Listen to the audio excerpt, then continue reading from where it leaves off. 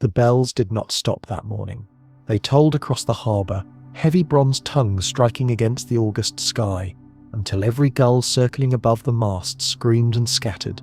Their echo rolled through the crooked streets of Messina, shaking dust from the shutters and making even the dogs lift their heads.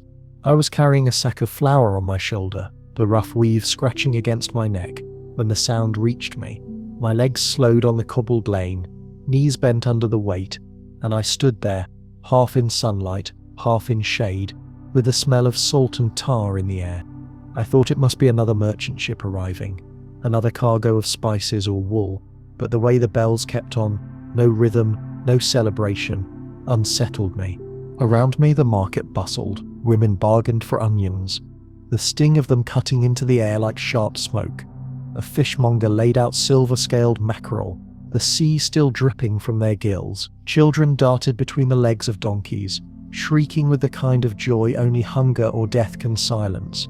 And in that moment death was not yet among us. I was 19 then, an apprentice to a trader whose ships carried olive oil and cloth between Sicily and Genoa. My hands were calloused from ropes and splinters, my back bent from sacks heavier than me. But I was proud to belong to the harbour, proud that the salt had made a permanent crust in my hair and that I could tell the wind's direction by the way smoke curled above the rooftops. Life was hard, yes, but it was mine. I remember the light of that morning. It fell slanting between the wooden beams of the warehouses, painting long bars across the dust. The cats prowled the edges of the stalls, sleek with hunger, eyes glinting like polished copper. Someone nearby was baking bread, and the yeasty warmth drifted toward me, making my stomach growl. It was an ordinary day. That is what I want you to remember. The air was full of life, of smells, of noise, of colour. But the bells, they did not stop. By the time I reached the quay, a crowd had gathered. Men squinted against the glare on the water, hands shading their brows, their voices low.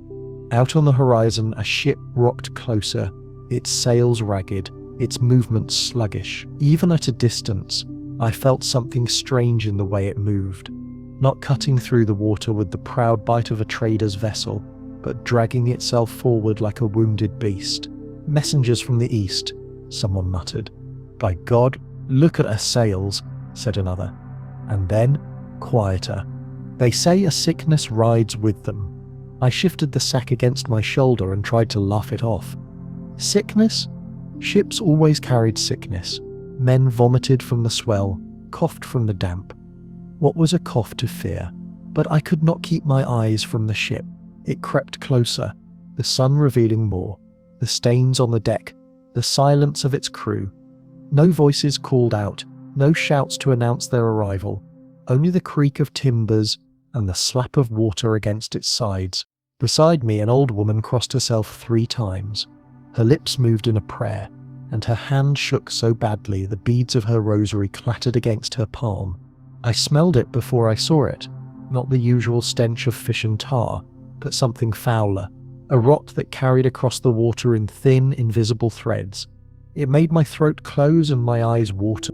Death ship, someone whispered. The words slid into me like a blade. I tried to turn away, to head back toward the warehouses, but the bells kept on, and the crowd thickened, pulling me closer. My feet felt rooted to the stone. I could not move. I could not breathe. The ship struck the pier with a hollow thud.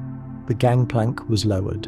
And then, at last, a figure appeared, staggering, bent, face shadowed beneath a hood. The crowd leaned forward, silence pressing against us like a weight. He lifted his head. His skin was grey as ash, and along his neck swelled a dark lump, heavy as a plum. The old woman screamed. Children cried.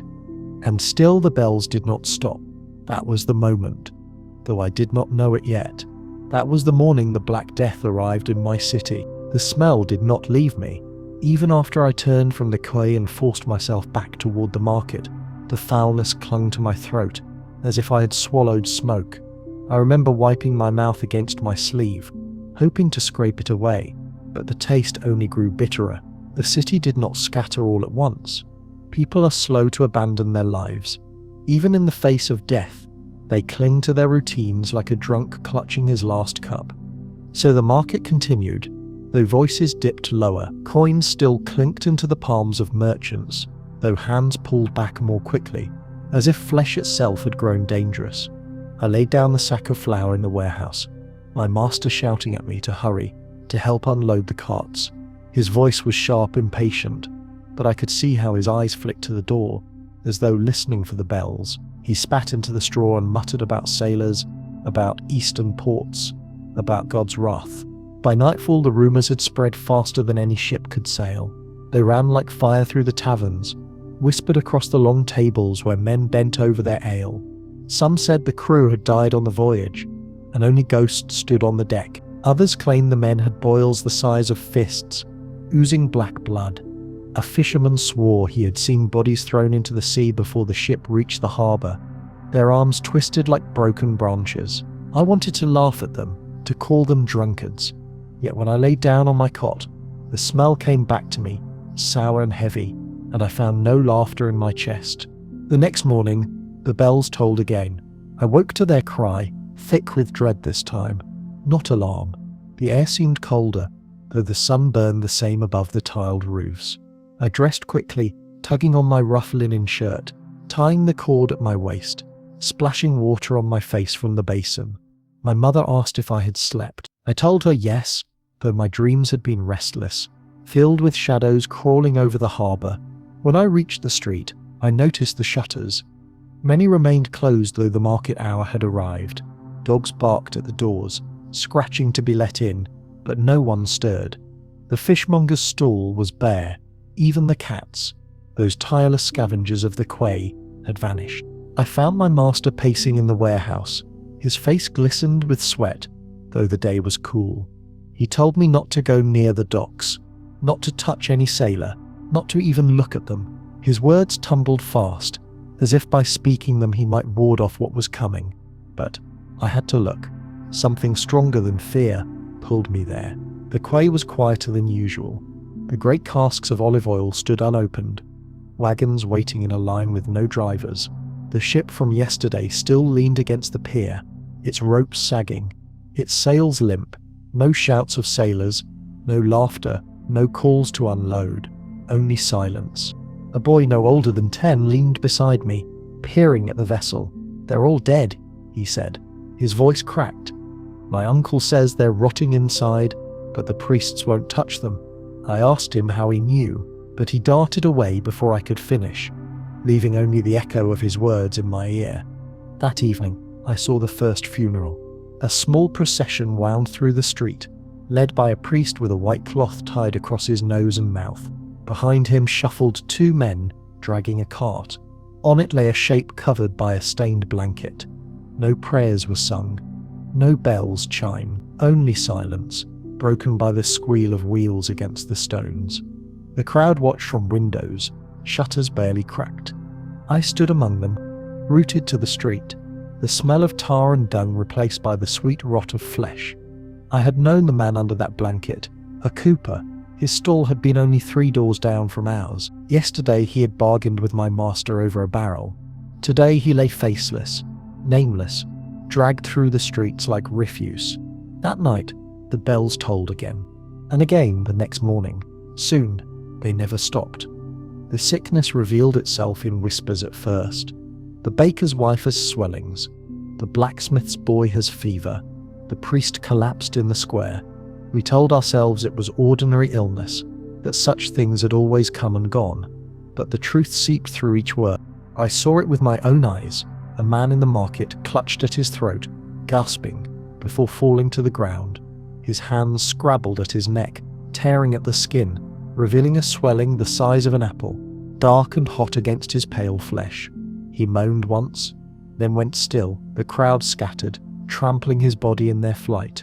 After that, no one needed whispers. Death had shown its face. The physicians came with their long-beaked masks, stuffed with herbs and vinegar. They carried canes, poking at the sick as if distance could protect them. They spoke of humours, of corrupted air, of God's punishment. But when one of their own fell, mask askew, blood dribbling from his lips, we knew their knowledge was as useless as ours. Rats scurried bold through the alleys, their bellies swollen, their eyes gleaming, Fleas bit at our ankles as we worked, as if mocking us. We did not yet understand their part in this, but we cursed them nonetheless. Children threw stones, but for every rat killed, 10 more, darting from beneath doors, crawling across grain sacks. The harbour became a place of dread. No one wanted to touch the ships, yet still they came, carrying wheat, carrying cloth, carrying death. Sailors stumbled ashore with swords beneath their arms. Their faces darkened, and within days they vanished into silence. The city began to change. Where once laughter filled the taverns, now only whispers rose. The inns emptied. Streets grew still, except for the carts. Always the carts. Day and night they rumbled, piled with bodies. The wheels streaked with blood and filth. I began to notice how the air itself thickened. It clung to my skin, heavy with a dampness that felt alive. Every breath carried dread, as though the plague rode invisible on the wind. Some said it came from the east, borne on spices and silk. Others claimed it was in the very earth, that the ground itself was poisoned. I did not know what to believe. I remember one evening, walking home past the square, a woman knelt in the dust, cradling her child. His body was limp, his skin dark with blotches. She rocked him back and forth, humming as though he only slept. When men came to lift him away, she screamed, clutching him tighter, her nails digging into his flesh. They had to drag her by the arms, her cries ringing long after she was gone. That sound has never left me. The fear spread quicker than the sickness. Neighbours nailed their doors shut, refusing even to speak across thresholds. Families barricaded themselves inside, hoarding what food they had. No one trusted anyone. A cough was enough to make a man chased from the street with stones. Churches filled at first, desperate voices begging heaven for mercy. But when priests began to collapse on the altar, their hands still raised, the people fled. Some said God had abandoned us.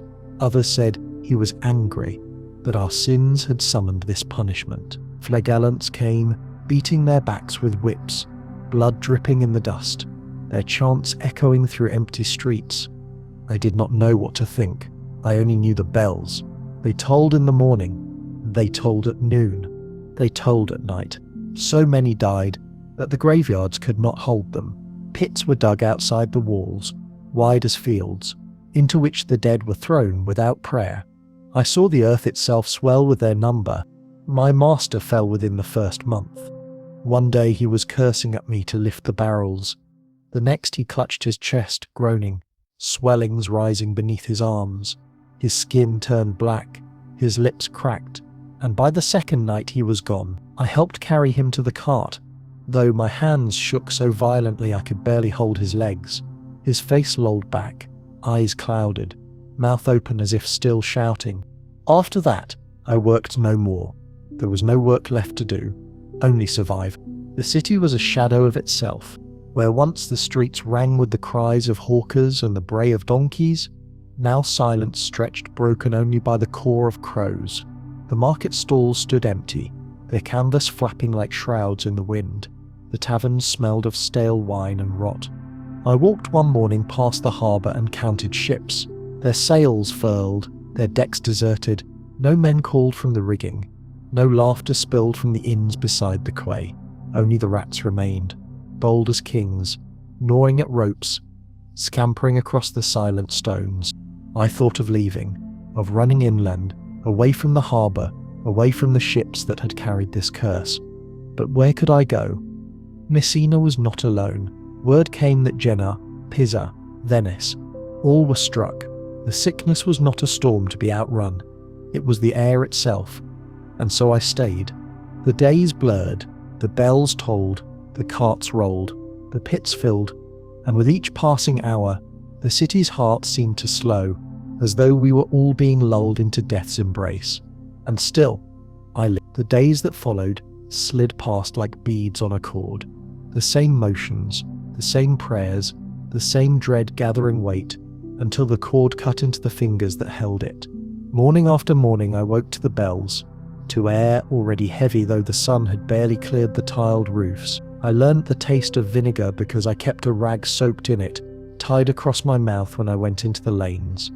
I learnt the sound of carts by heart, the slow wooden complaint of wheels, the dull clatter of boards, the small, unsteady rhythm of a plank loosed by use.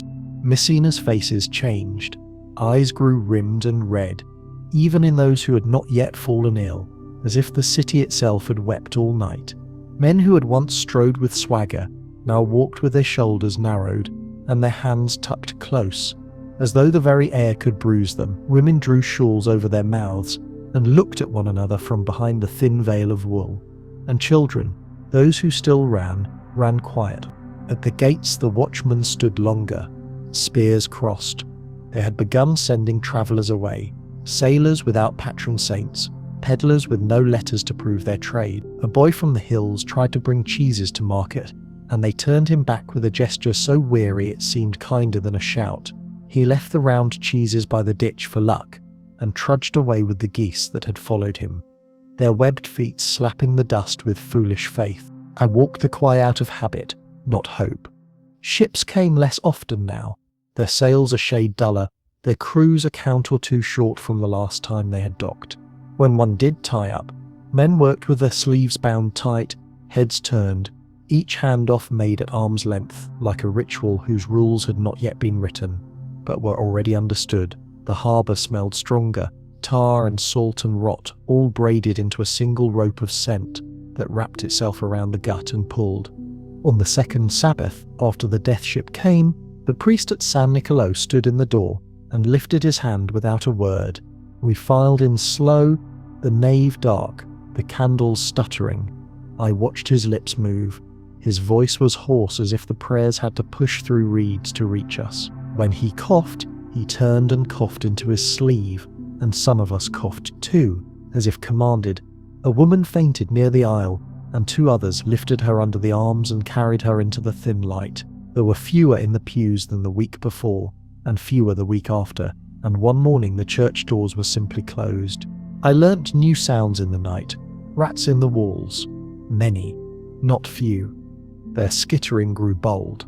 I saw their slick backs slide along the alley gutters at dusk, their whiskers testing the air, their bellies full of anything they could take. If I kicked at them, they only turned their heads and stared with black seeds for eyes, and then resumed their quick, efficient business.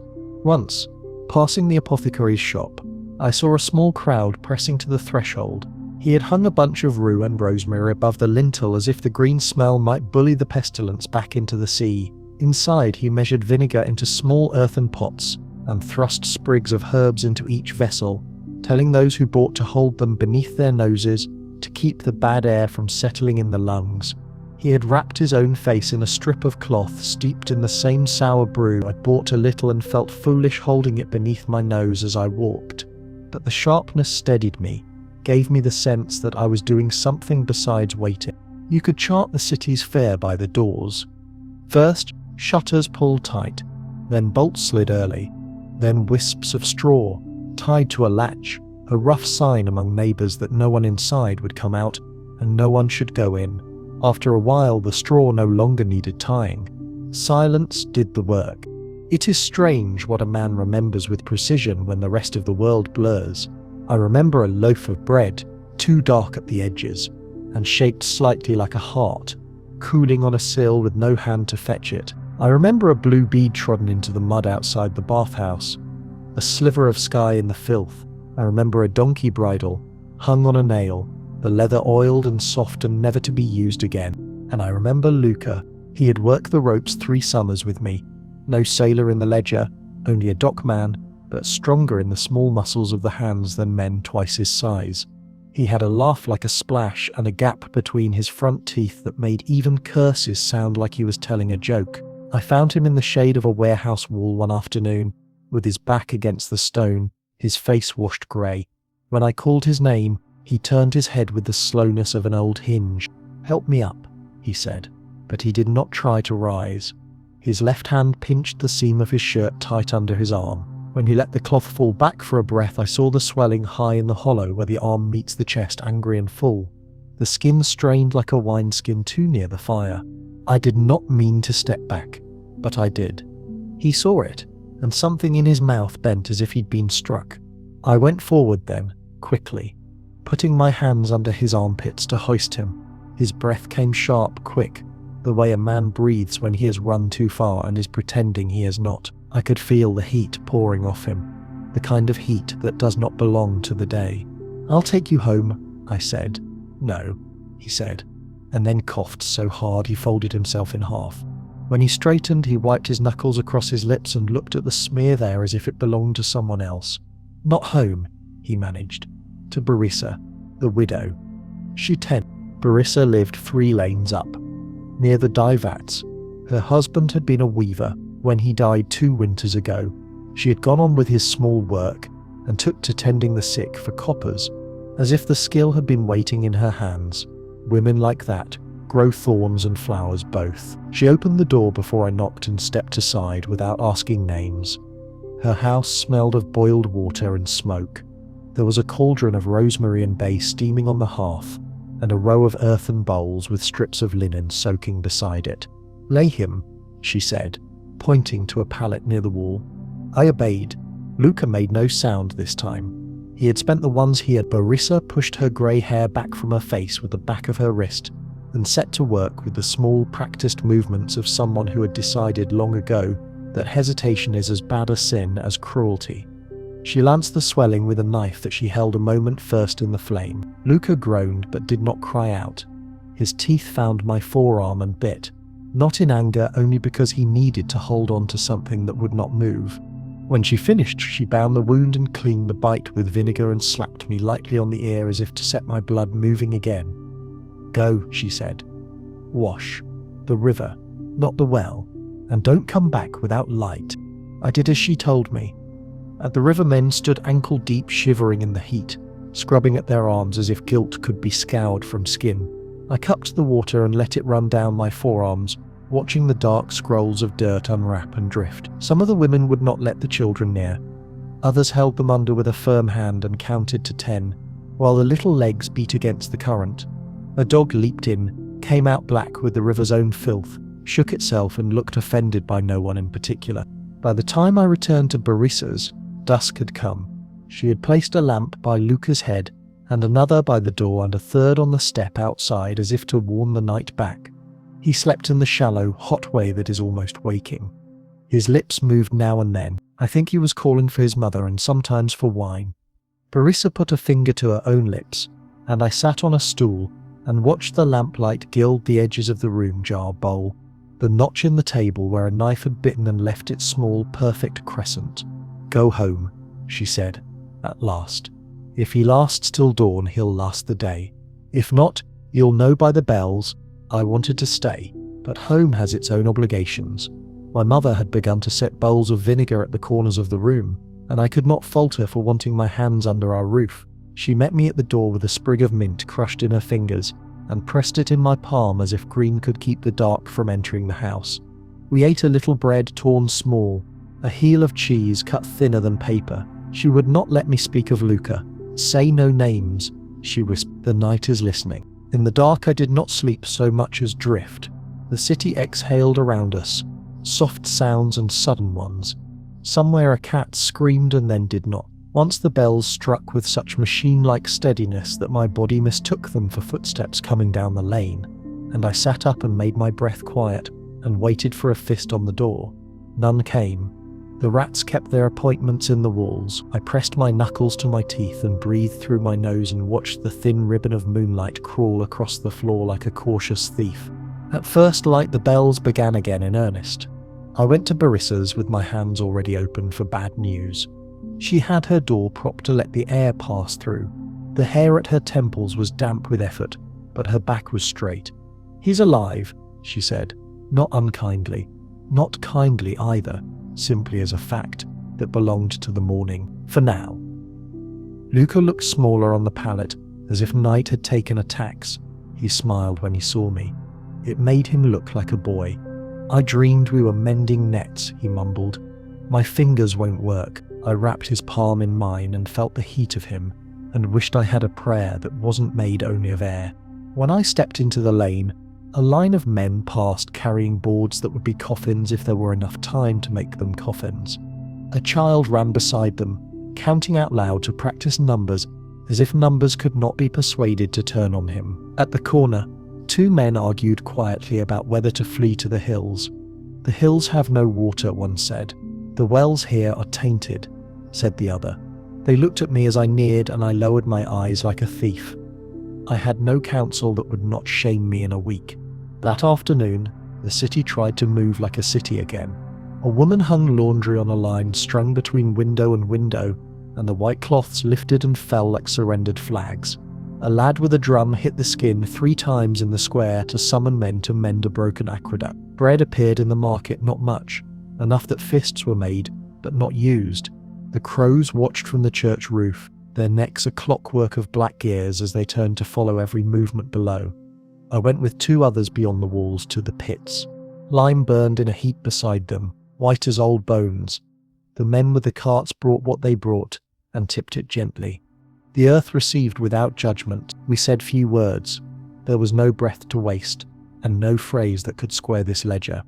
One of the men wore a charm glass, perhaps a saint's tooth, who can say, on a string around his neck. He put his hand to it whenever the cart's cloth slipped too far back and before he pulled it forward again. I noticed how careful he was, how even in this work, the men lifted like brothers. Night began, and the moon rose full fat, unashamed, indifferent. Men swear the moon draws blood farther out of the body. That night I believed it. The city gleamed in its light as if laid out in silver. In the bright, the rats were bolder still. One sat in the centre of the lane, washing its face like a tidy cook, and did not move when I passed. I stamped my foot. It blinked, and resumed.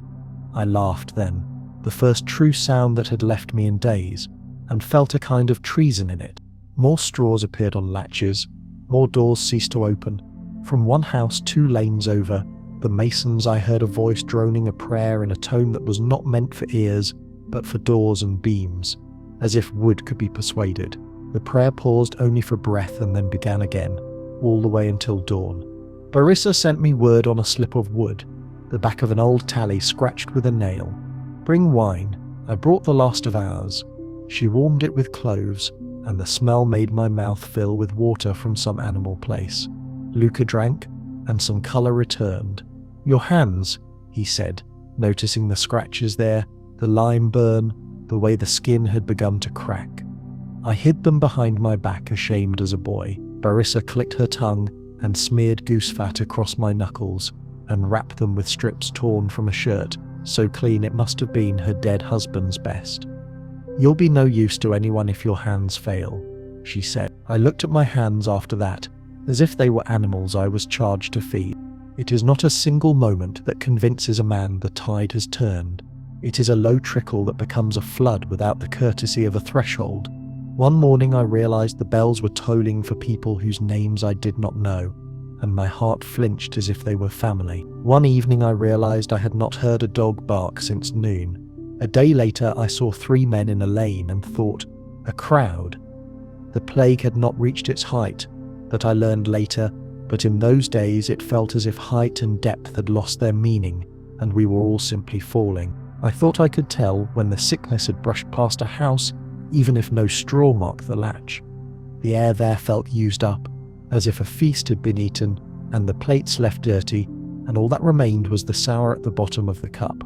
The sound of that house was wrong too, not silence, but a kind of held breath that made your own lungs stutter. I walked faster past those doors. I counted my steps to keep from listening. On a noon of hard light and no wind, I walked home and found my mother sitting in the doorway with her hands in her lap and her lips pressed together, colourless and thin. She had set a bowl of water at her feet, and the water was She lifted her eyes, and in them I saw the thing I had spent 3 weeks training myself not to see in other faces. "What is it?" I asked, ridiculous as a man who walks into the sea and asks why his knees are wet. She raised a hand and let it hover in the air, just below her left ear, just above the line of the jaw. She did not touch. There was nothing to see. "It aches," she said, "as if I have been carrying wood on this shoulder and the strap is bitten." "Let me look," I said, and my voice did not break, though a hinge failed inside me. I kneel when I pray, and I knelt then, gentling her head with my palm. The skin was smooth and ordinary, but beneath it, deep, not yet risen, There was a heat that did not belong to the day. I pulled my hand back and smiled with my mouth, and not with any other part of me. "It is nothing," I said. "We will put cool cloths." She nodded as if I had asked her to pass the salt. "And time," she said, "because mothers always have something sensible to add. Time helps everything." I went to the basin and wrung a cloth and laid it there, and the cloth warmed quickly, as if the skin had drunk it in. She closed her eyes and sighed, a small, grateful sound that tore me more than any cry. "I will fetch Barissa," I said, and she opened her eyes at that, widened and dark.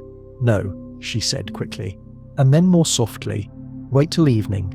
She has others. I will not be one more stone in the apron." "Evening?" I said. I would not wait till evening. I left and my legs forgot how to measure distance. The lanes ran under me like ropes paid out too fast. The bells began again. Noon perhaps, or simply a new name given to the same grief. I felt the weight of the city pressing me forward. The closed shutters, the straw, the rats methodical at their work, the boys who no longer threw stones but only watched. The harbour flashed between buildings, sun on water, a bright coin in a beggar's palm. Everything ordinary was too beautiful to look at, and so I did not. When I reached Barissa's, she was already at her door, sleeves rolled, hair pinned like a soldier's cap. "I saw," she said, and it took me a breath to understand that she meant nothing and everything. "Go home," she added.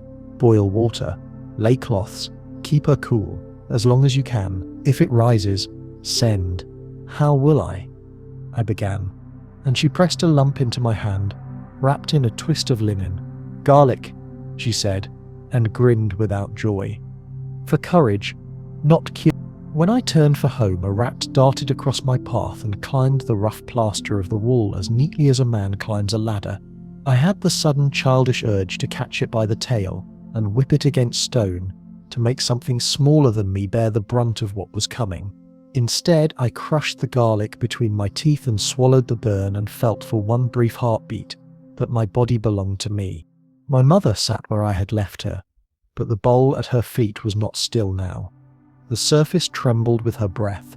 I knelt again, laid cloth, changed cloth, laid cloth. When she dozed, I counted to 60 and started again, so I would not forget to change it. So I would not have to hear my heart where her breathing should be. Outside, a cart passed, light for once, and I thanked God for light.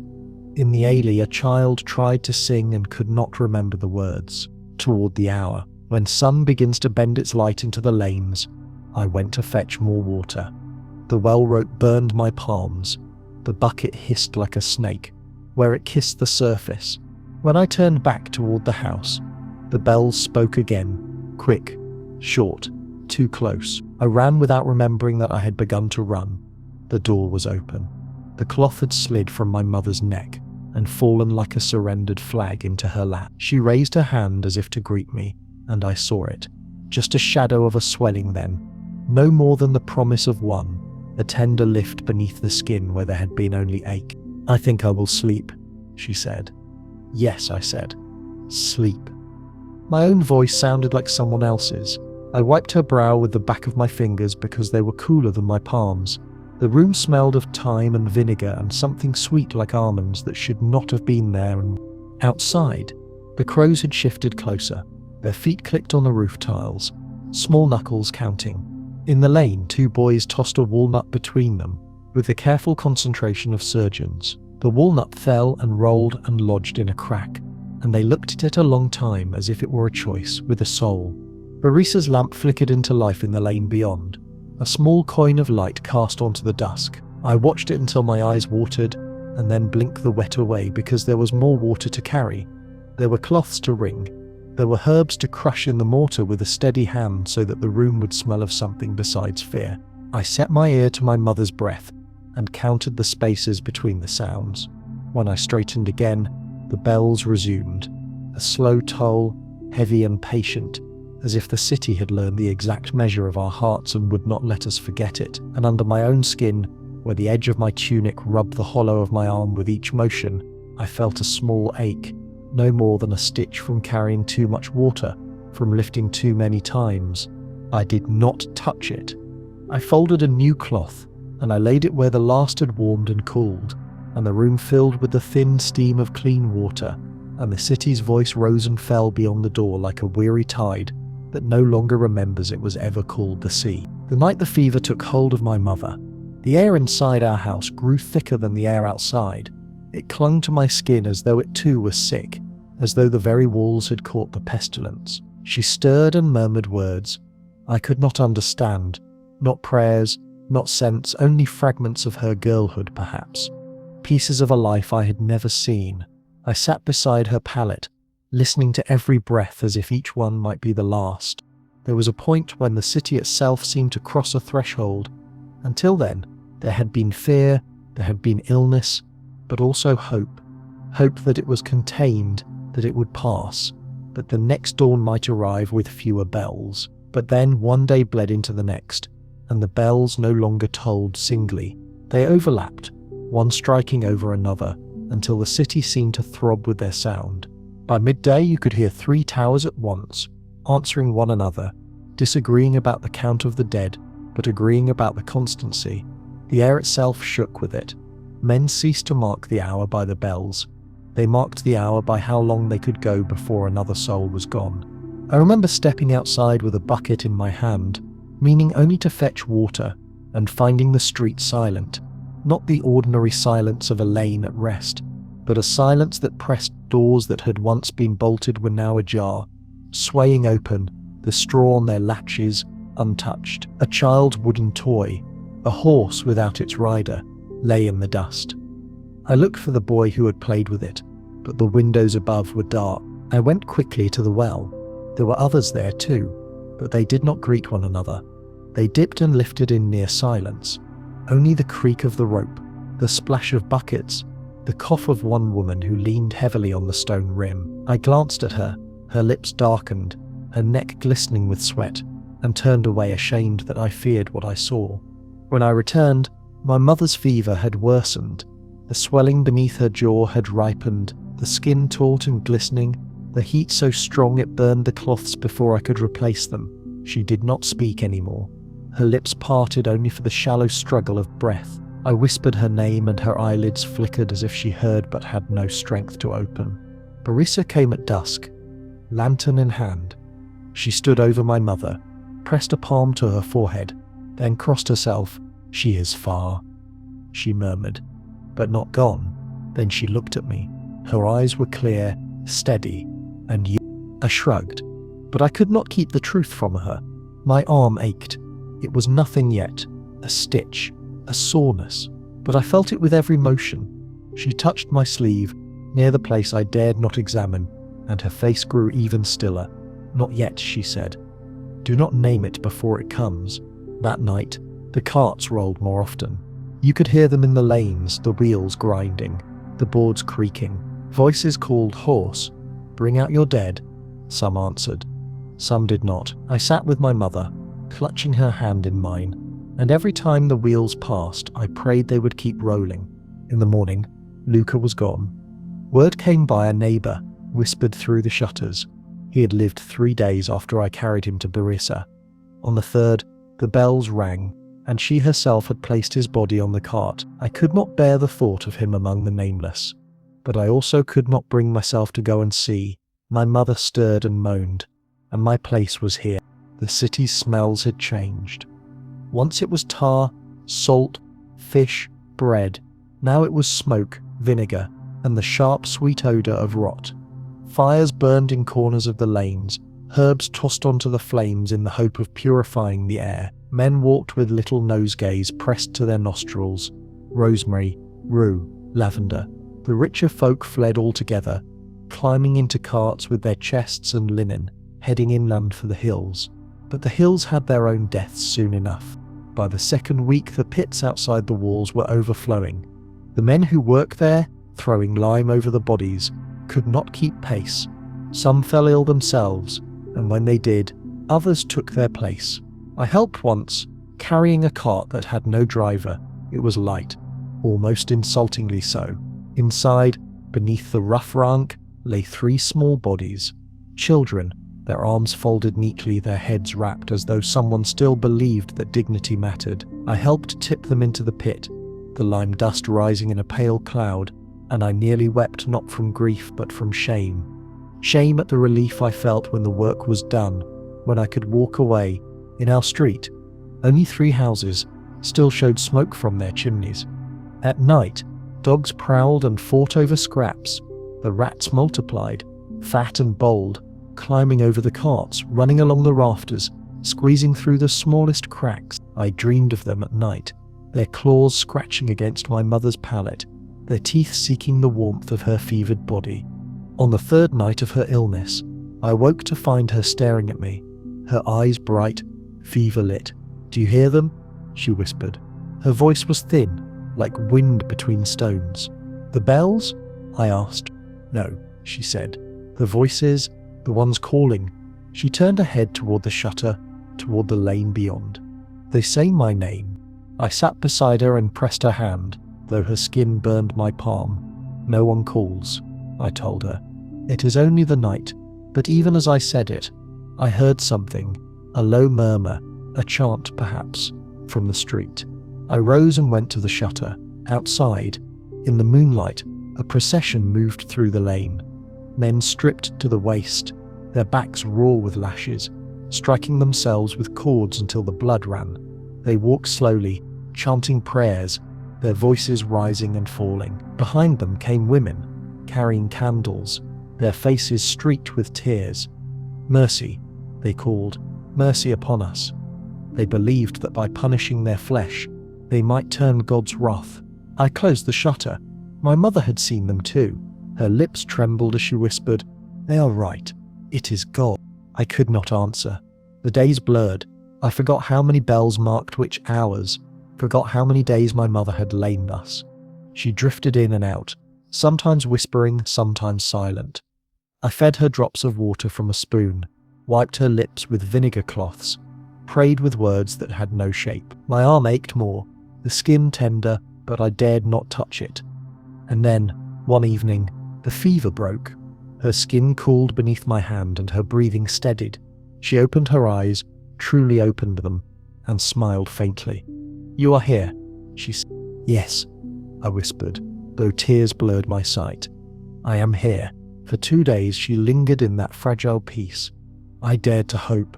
I even smiled when she asked for broth, though I had none to give. I promised her I would find some, and I set out at dawn to the market. The market was nearly empty. Only a few stalls remained, their owners pale and hollow-eyed. I found a woman selling carrots, shriveled and dirt-crusted. I bartered a piece of cloth for them and carried them home like treasure. But when I returned, the house was quiet. Too quiet. I rushed inside. My mother lay as I had left her, but her eyes were closed, her chest still. The bowl of water beside her pallet had spilled, a dark stain on the floorboards. I dropped the carrots, knelt, pressed my ear to her lips. Nothing. I do not know how long I knelt there. The bells began to toll again, and I knew one of them tolled for her. When the cart came that evening, I could not let them take her. I stood in the doorway, blocking the men. "Not here," I said. "Not her." They looked at me with weary eyes. One laid a hand on my shoulder. "All go, friend. All." But I would not. I lifted her in my arms, so light, too light, and carried her myself, past the shuttered doors, past the straw, past the rats. I carried her to the pit. I laid her down gently, placed the sprig of mint she had once pressed in my palm upon her chest, and when the lime came, I turned away. That night, the house was emptier than silence. I sat in the dark, listening to the rats, to the wind, to the endless tolling of bells. My arm throbbed. I pressed my hand to it at last, felt the heat rising. Beneath the skin, something swelled. I closed my eyes. The Black Death had arrived. When the swelling in my arm hardened but did not spread, when my breath steadied after nights of fever that seemed to dissolve the very walls around me, I came back to a city that felt less like a home and more like a memory. Messina was not dead. No, for if it were wholly dead I would not be here to speak. But it was emptied of its former self, hollowed like a tree where only rot remains. Every street I stepped into, every door I passed, whispered of those who once filled them. I remember the first morning I rose from my pallet after the fever broke. My legs shook beneath me, and I had to lean against the frame of the door. The light outside seemed harsher, brighter, as though the sun had grown bolder in the absence of men. I pressed my palm to the wood, steadying myself, and opened the door.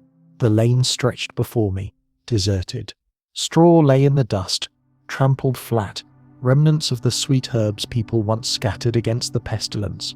The shutters of houses hung loose, flapping in the breeze like ragged wings. A dog barked distantly, then fell silent.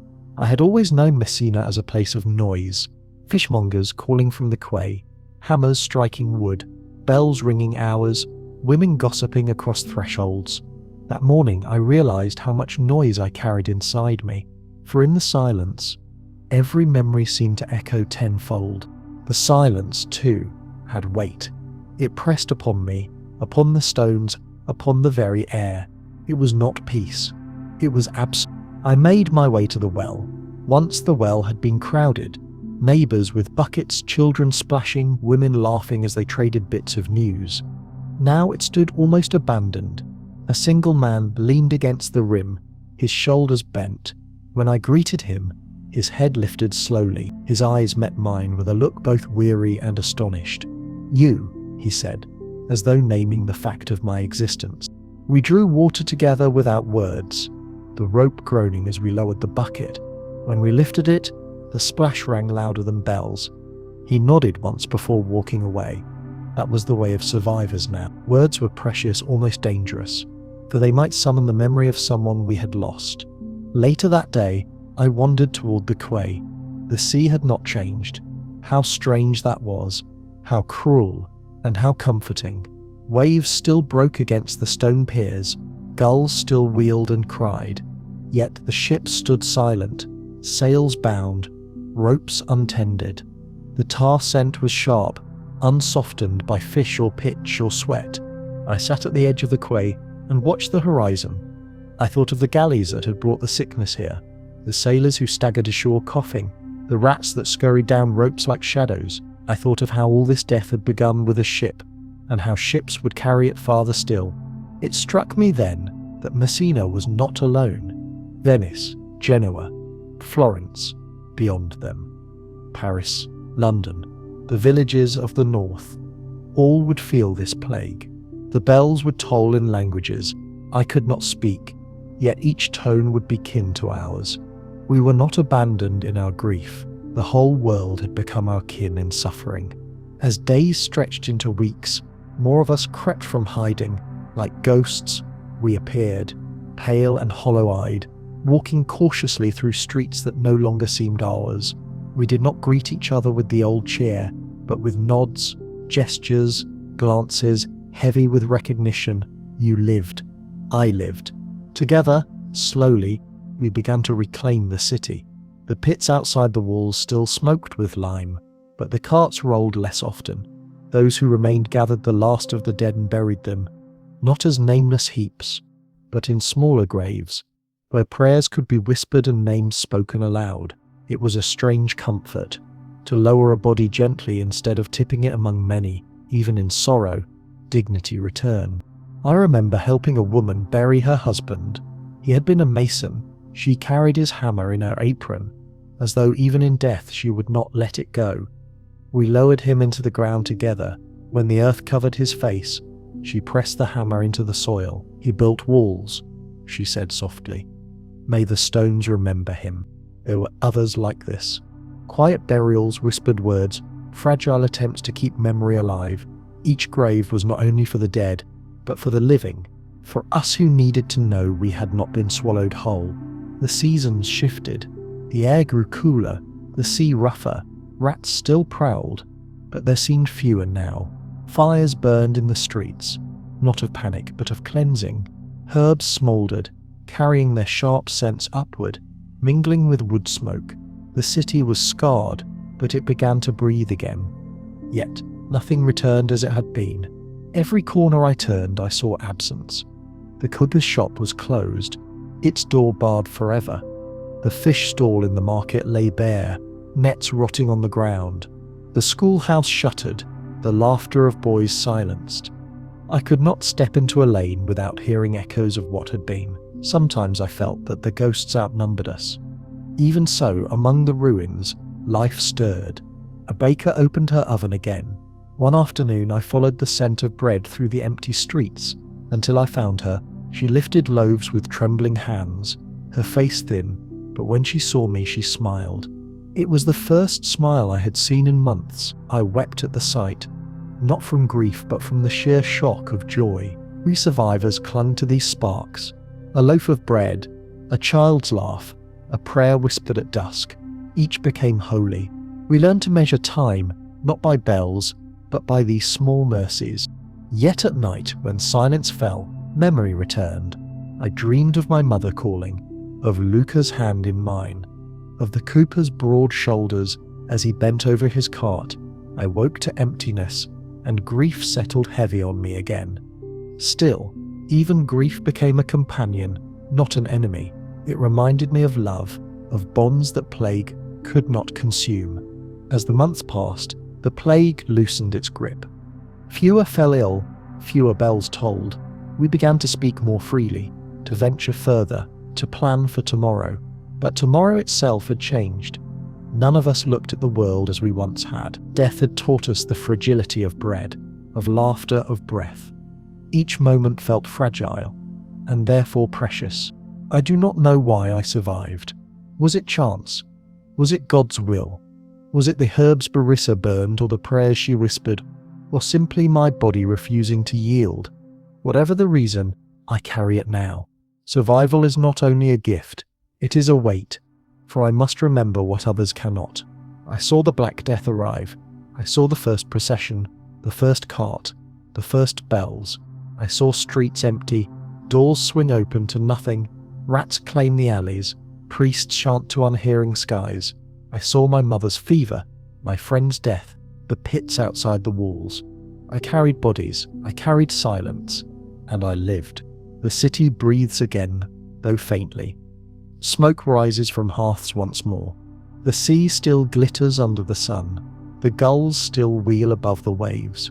Life, stubborn and tender, grows again in the cracks left by death. When I sit at the quay and watch the horizon, I whisper the names of the lost. My mother, Luca, the mason, the cooper, all whose voices once filled the air. I whisper them to the waves, and the sea carries them farther than I could walk. In this way they live. I do not know what tomorrow brings. Perhaps the plague will return. Perhaps it will spread farther, as the ships do. But tonight the stars burn above the water, and I am alive to see them. That is enough. You are with Lost Sapien tonight. If the past spoke to you, subscribe so its whispers reach you again.